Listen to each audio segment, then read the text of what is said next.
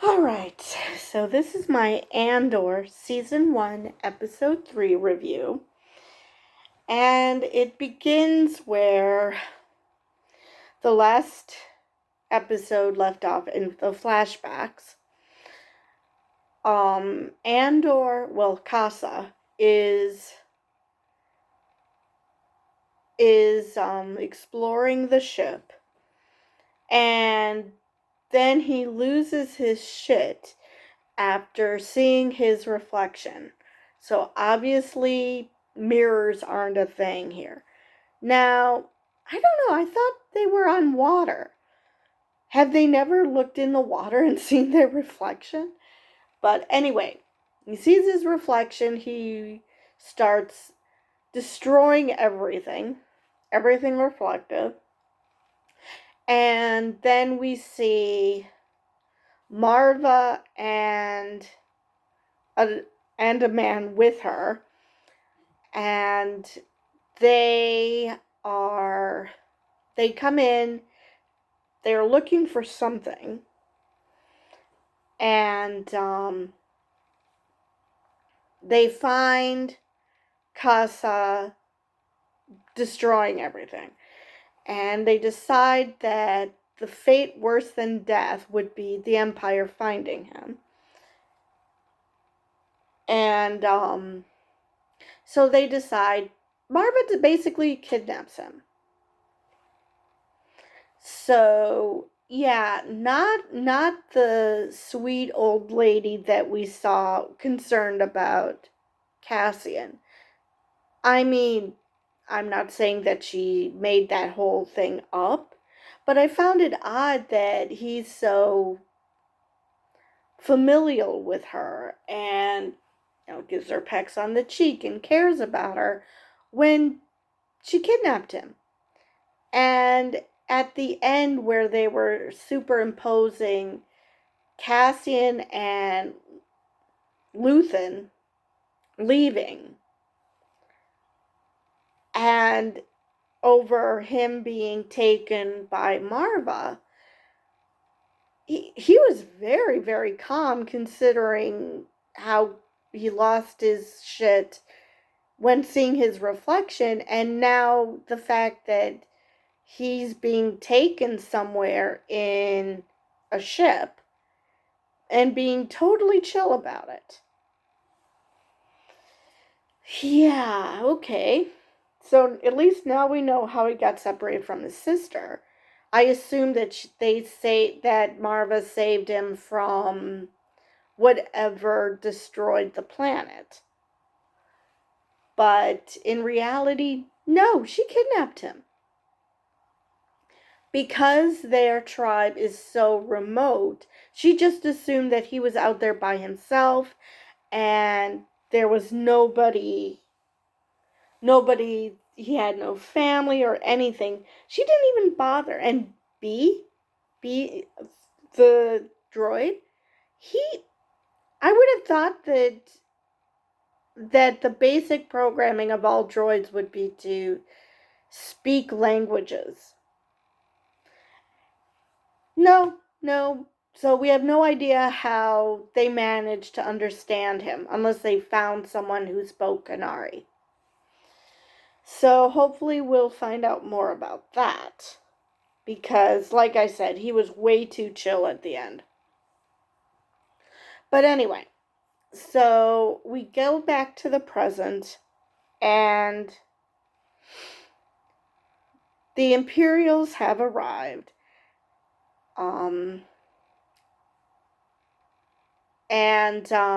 Cassian is going to the meeting spot where Luthen is going to meet him. Bix meets with him and tells him where Cassian's going to be. And all of this is happening while the Imperials are coming, and all of a sudden, the Imperials land right around the time that Luthen meets with Cassian. And while they're meeting, and of course Cassian is even though this is a buyer that Bix has used many times, and that he wanted to meet Cassian quickly turned on him and was afraid that he's a Imperial spy.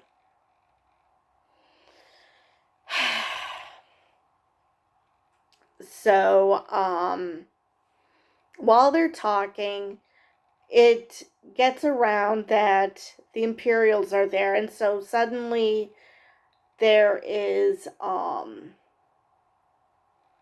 they're banging anything metal to get people's attention, and the Imperials are like, what the hell? Even Scotty was like, oh yeah, that's just to intimidate, rather than the fact that the entire planet is getting together to protect Cassian.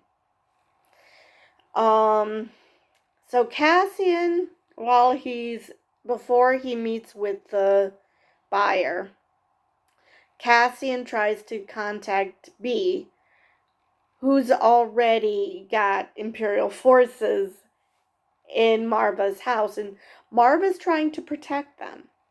Marva's trying to protect Cassian. She cares about him. Now, she raised him, even though she did kidnap him. And, so that's how they find out where Cassian is.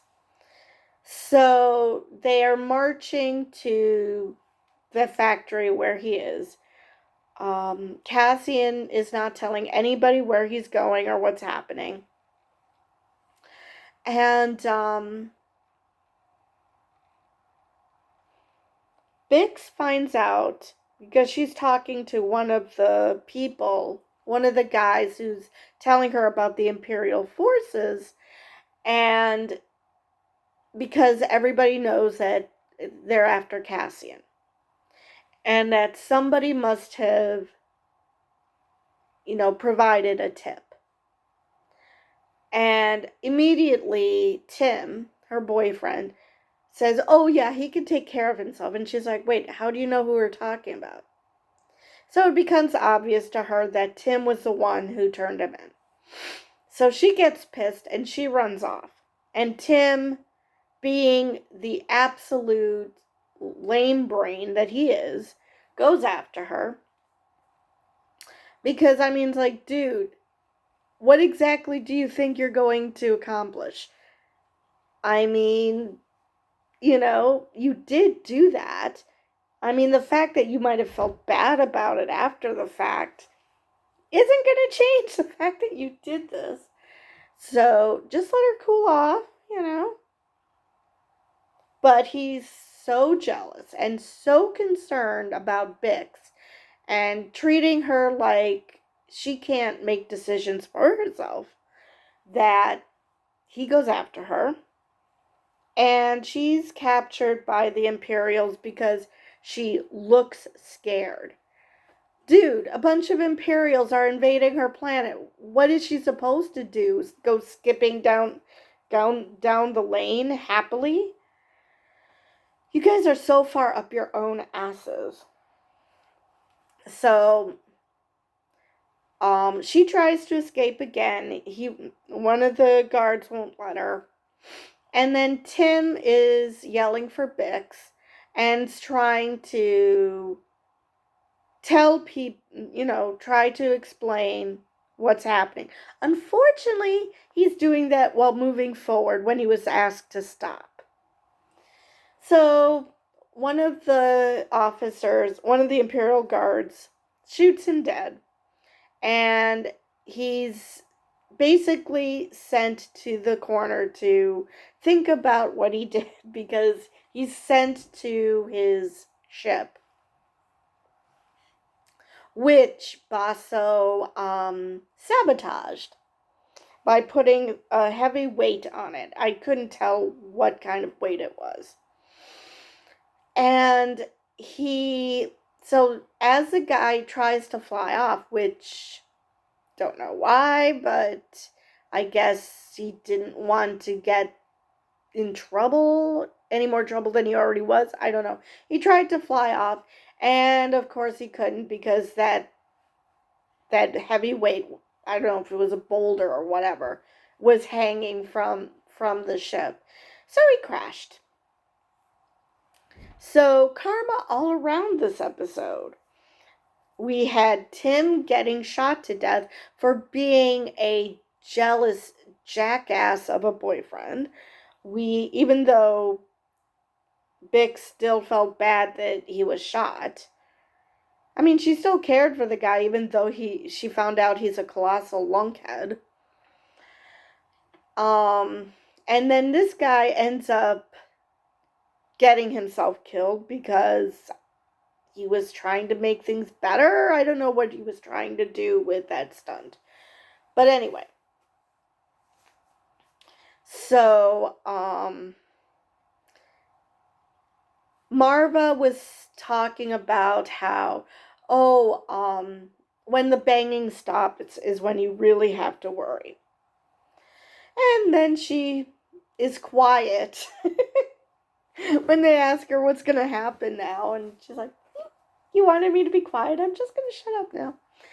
So Luthen and Cassian are trying to get out of the factory, and Luthen proves to be an absolute badass, and he wants to recruit Cassian to the rebellion. Now, like I said, I'm confused.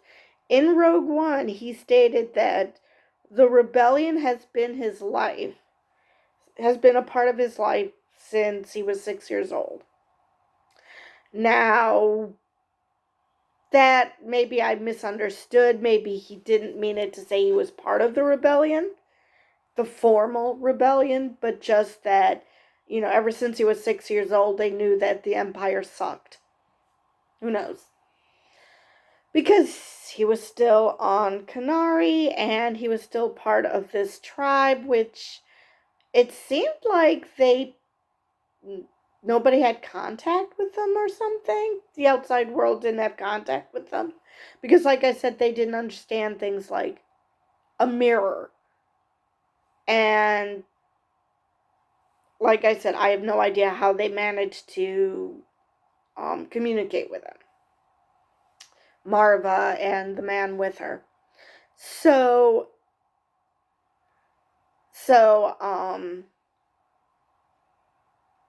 they managed to escape, and Cassian makes his way back home and to that guard who's keeping watch so intently because Marva scared and got into his head about how he's got to be careful when the noise stops.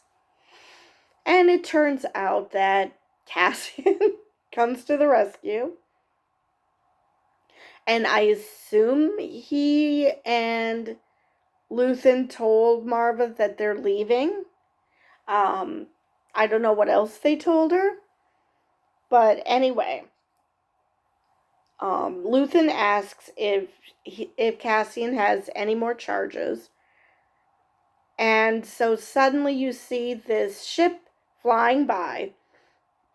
And because the deputy inspector was hiding in a house, which I guess was the Andor house, because I assume that that's who tied him up. And so he's untied by one of the guards, and they think, oh, there's them flying away, and an explosion happens, and then you see them flying off in a speeder. So there's juxtaposing. Everyone is sad faces. Marva is crying. Bix is sad because Cassian is gone. Tim is dead because he's an absolute moron. Basso is having a drink, but he's sad because Cassian is gone. And I don't know if anybody knows, because Luthen destroyed his communicator. I don't think anybody knows what's happened to Cassian, whether he made it out, whether he made it off world. So we don't know if at this point, if between now and Rogue One, if they ever see him again. I'm less fond of Marva because it's great that she wanted to save him from the Empire when she saw him destroying the ship. But assuming that he has no family, assuming he's completely alone in this wilderness and not trying to find any family for him on Canary, where people might actually possibly speak the language. So yeah, less enthused about Marva. I mean, I believe that she's sad that he's gone because, she viewed him as a son probably. But, and now, Luthen made a comment about what happened to Cassian's father. And I assume that would be Marva's husband. So now I'm curious what happened. I wonder if we're going to see that in flashbacks. What happens to her husband.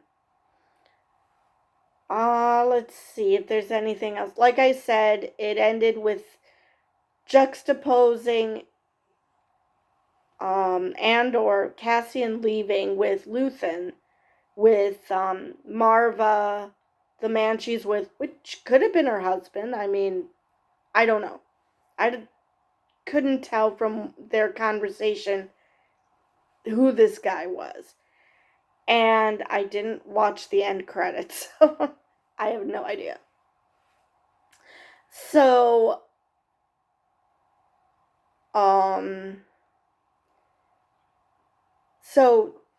they were juxtaposing him leaving with Luthen with the three of them leaving.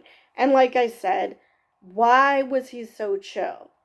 Seriously, seeing your reflection makes you go ballistic, but watching the glare of the sun as you're leaving in a ship with two people you don't know and can't communicate with, and you're just taking in the scenery? Yeah, okay. So yeah, I can't wait till next week when we find out, hopefully we'll find out, how Cassian learned English, or how they were able to communicate with him, and if Marva even knows that all this time he was trying to search for his sister.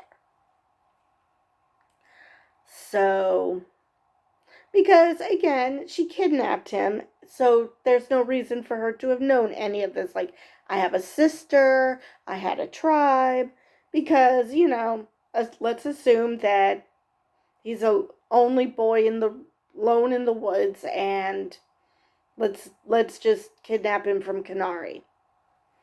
I mean, maybe they went to a different part of Canary and did look for a family, and just didn't look properly because tribe.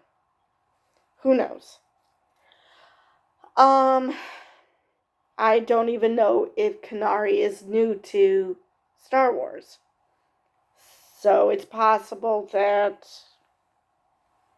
it's just a bunch of isolated tribes on that planet, and there is no big city or anything. Let's see if there's anything else about this episode.